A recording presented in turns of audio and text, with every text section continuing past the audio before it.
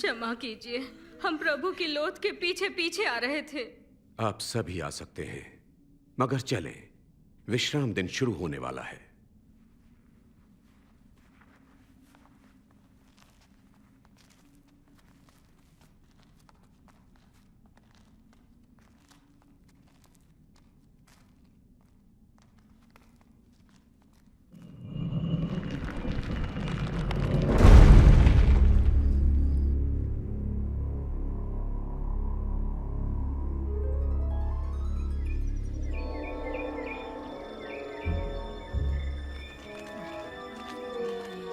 रविवार की सुबह तड़के ही स्त्रियां सुगंधित वस्तुएं तैयार करके कब्र पर आईं।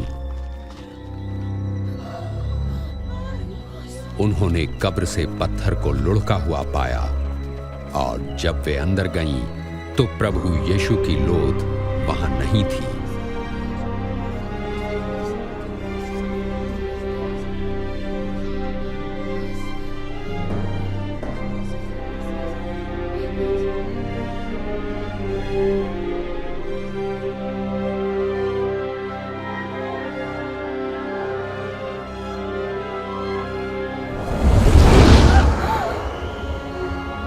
तुम जीवित को मरे हुओं में क्यों ढूंढती हो? वे यहां नहीं हैं पर जी उठे हैं। तुम्हें याद है कि गलील में उन्होंने क्या कहा था? वे पापियों के हाथ पकड़वाए जाएंगे, क्रूस पर चढ़ाए जाएंगे और तीसरे दिन जी उठेंगे।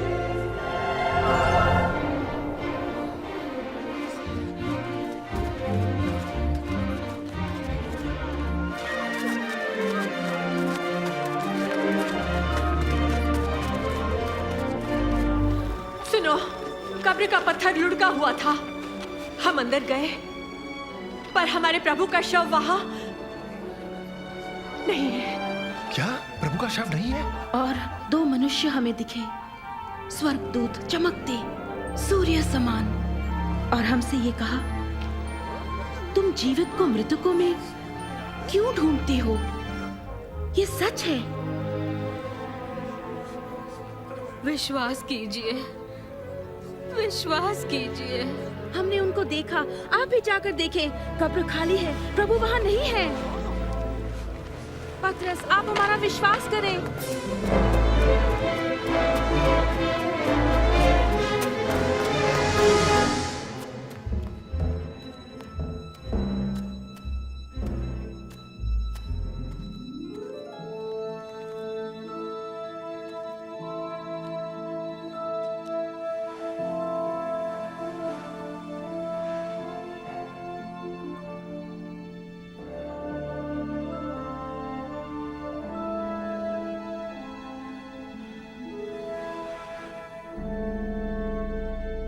प्रभु यीशु दो शिष्यों पर प्रकट हुए और वे उत्साह भरे अपने साथियों के पास गए।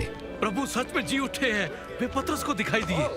हम जब रास्ते में थे उन्हें नहीं पहचान सके, पर रोटी तोड़ने पर ही हमने उन्हें पहचाना। इम्माउस में वे वहां कैसे पहुंच गए?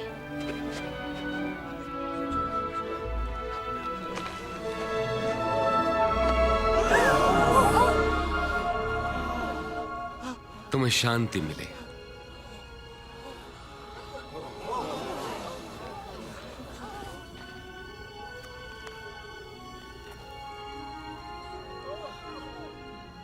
तुम क्यों इतनी चिंतित हो? तुम्हारे मन में शंका क्यों उठ रही है? देखो, मेरे हाथ और मेरे पांव, और जान लो कि ये मैं ही हूं। मुझे छुओ तो पहचान लोगे, क्योंकि आत्मा के हड्डी और मांस नहीं होता जैसा मुझ में देखते हो।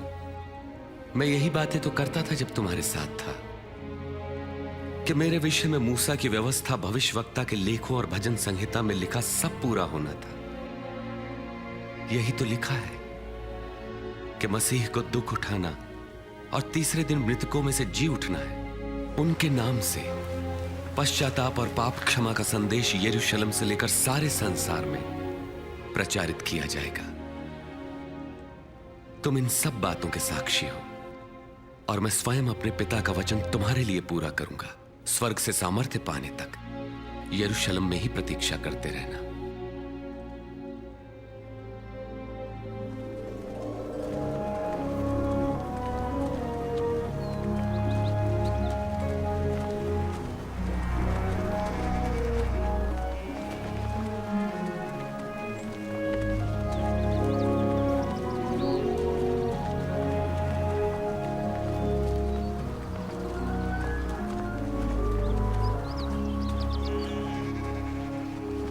परमेश्वर तुम्हारी रक्षा करें और आशीष दे। स्वर्ग और पृथ्वी का सारा अधिकार मुझे दिया गया है, इसलिए जाकर सब जातियों के लोगों को शिष्य बनाओ और उन्हें पिता, पुत्र और पवित्र आत्मा के नाम से बपतिस्मा दो, और उन्हें सब बातें जो मैंने तुम्हें आज्ञा दी है मानना सिखाओ। और देखो, मैं जगत के अंत तक सदैव तुम्हारे साथ हूं।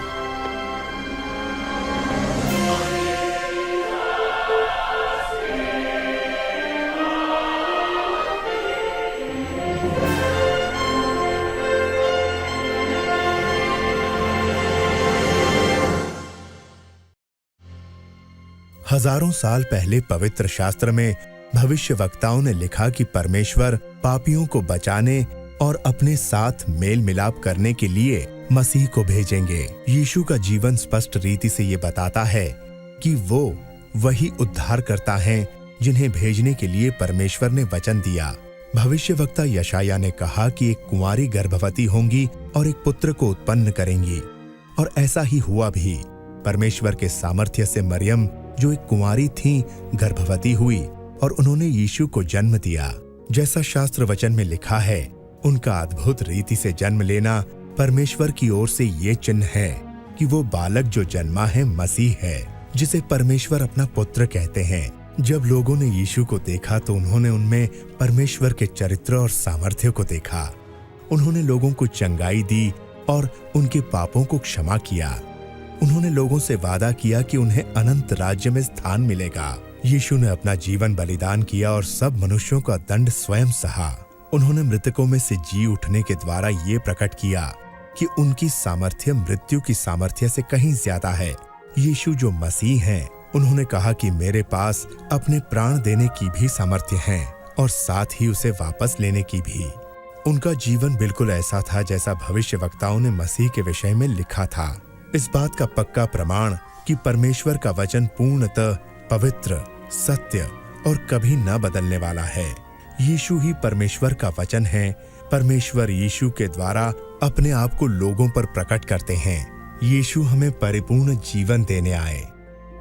आदि में परमेश्वर ने आदम और हव्वा की रचना की थी ताकि वे उनकी उपस्थिति में आनंद से रह सकें, लेकिन उन्होंने परमेश्वर पर अविश्वास किया और उनकी आज्ञा को नहीं माना। उस लज्जाजनक कार्य ने उन्हें परमेश्वर से दूर कर दिया। पवित्र शास्त्र में लिखा है कि सभी मनुष्यों ने पाप किया है और पाप का परिणाम मृत्यु है। जो लोग पाप करते हैं वो परमेश्वर के साथ संगति नहीं कर सकते। जिस प्रकार परमेश्वर ने एक मेंढा अब्राहम के पुत्र की जगह मरने के लिए उपलब्ध कराया, इसी प्रकार परमेश्वर ने यीशु को आदम के वंशजों की जगह मरने के लिए भेजा। उन्होंने ये इसलिए किया कि जो कोई भी यीशु पर विश्वास करते हैं वो उनकी उपस्थिति में आ सकते हैं। इसलिए जो यीशु के पीछे चलते हैं वे पाप के दंड से छुटकारा पाकर सदैव परमेश्वर के साथ रहेंगे।